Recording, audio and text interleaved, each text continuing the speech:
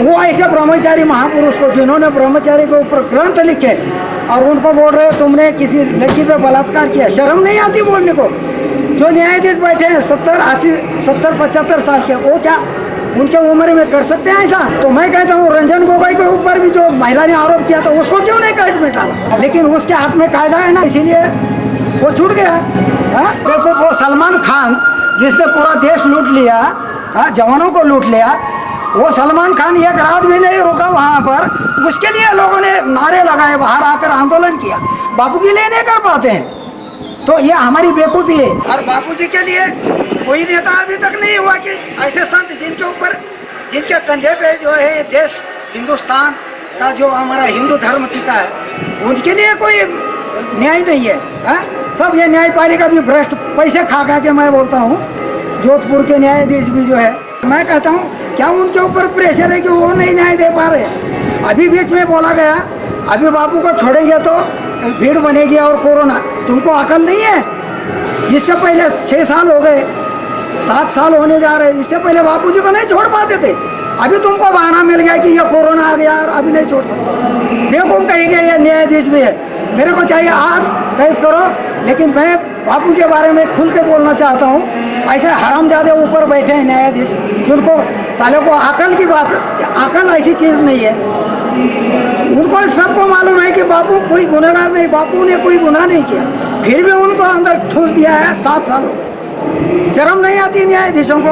अरे वो कितने साले गुंडेगर्दी करने वाले, और ये सलमान खान भी जब उसको अटक किया तो 1 रात तक नहीं। इसका मतलब क्या होता है? पैसा खाकर तुमने छोड़ दिया, ऐसा न्यायाधीश वहाँ बिठा दिया है, नालायक।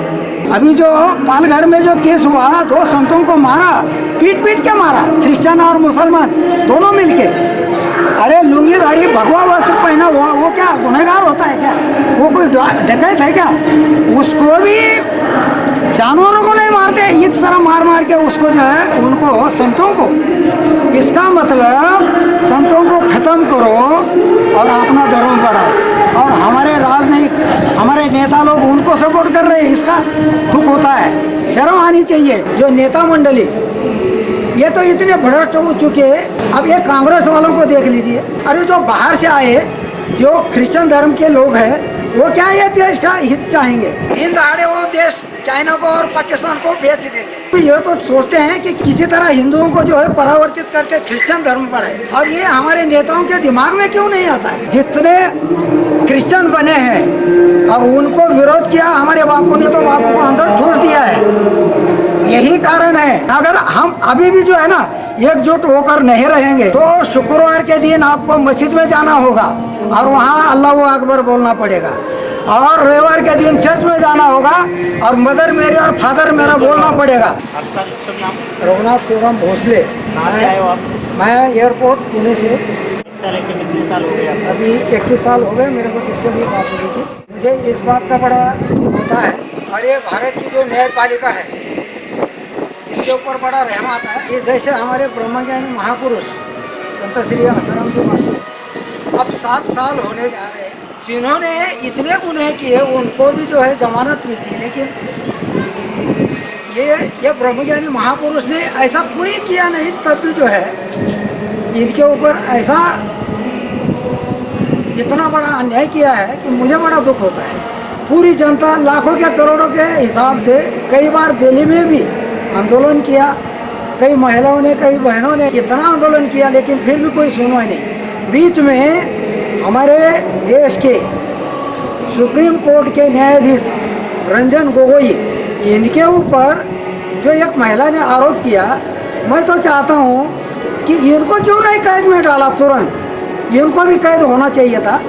तब इनके समझ में आता है कि अब इनके हाथ में न्याय है, इसीलिए वो खुलेआम छूट गए। जब कोई महिला या कोई लड़की किसी के ऊपर आरोप करती है तो उनको, जिसका कोई सहारा नहीं, उनको ठूस दिया जाता है कैद में। तो ये तो बहुत बड़ी गलती और गलत बात है। मुझे तो इस बात का होता है कि हमारी न्यायपालिका क्या कर रही है।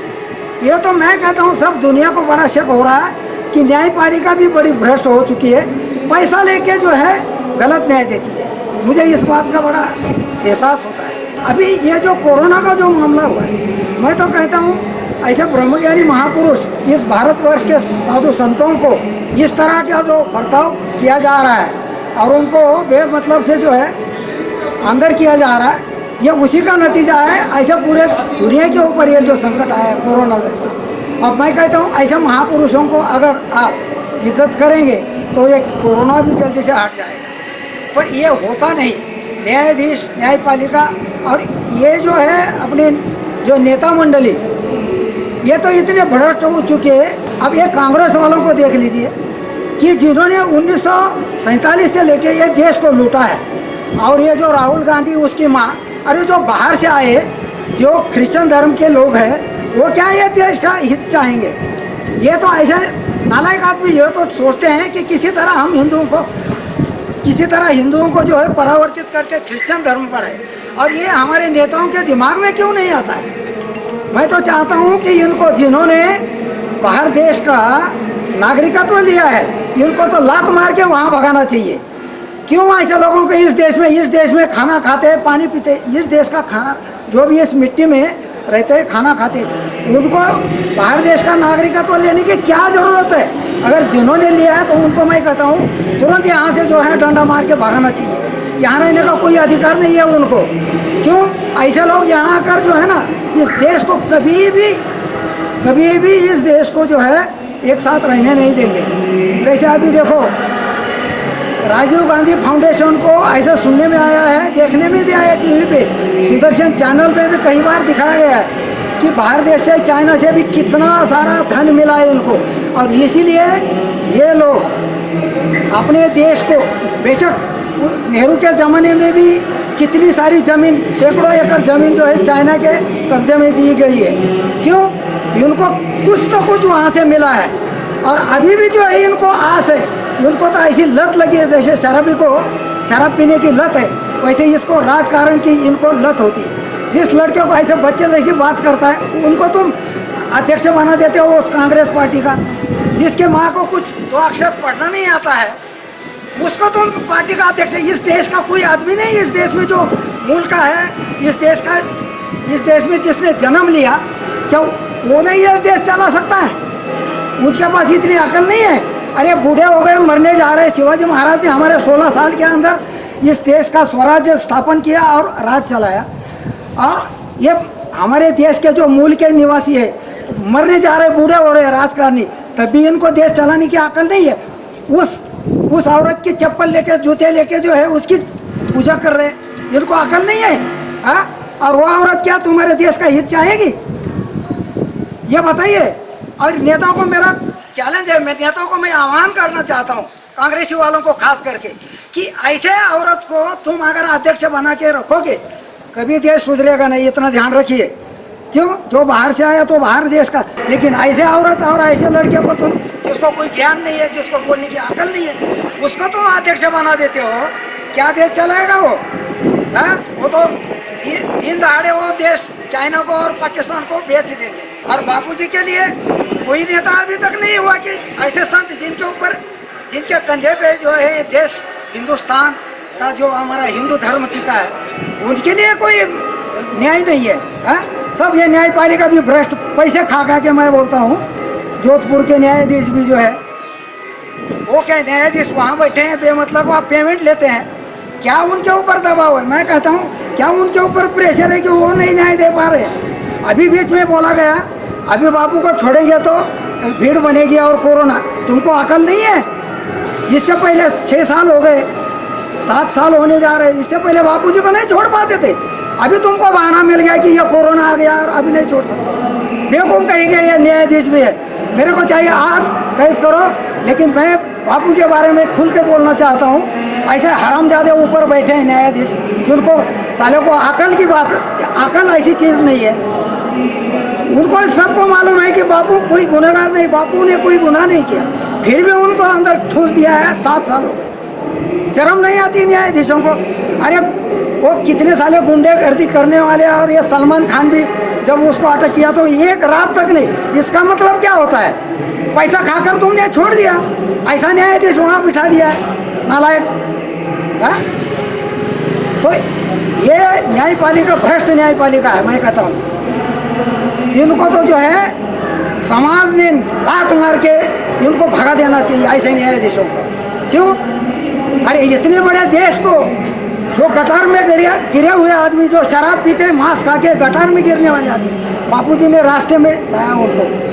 और वो ऐसे ब्रह्मचारी महापुरुष को जिन्होंने ब्रह्मचारी के ऊपर ग्रंथ लिखे और उनको बोल रहे तुमने किसी लड़की पे बलात्कार किया, शर्म नहीं आती बोलने को?